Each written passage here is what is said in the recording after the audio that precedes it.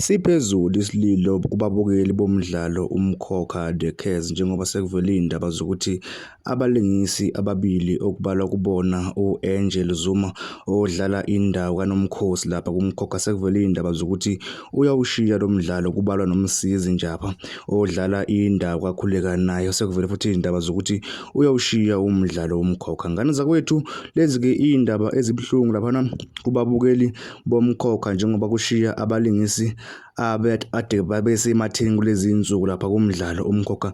Kuzokhumbuleka ukuthi kwi-episode yangoLwesihlanu kuvele uKhulekani enyuka intaba kwase kuvela-ke iy'ndaba zokuthi kungenzeka engabuyi entabeni. Kodwa-ke ngale kokukhuluma kakhulu ngakuthokozela ukuzwa umbono wakho ukuthi wena zikuphatha kanjani lezi ndaba eseyiveze umthombo oqopha uMkhokha laphana eThekwini.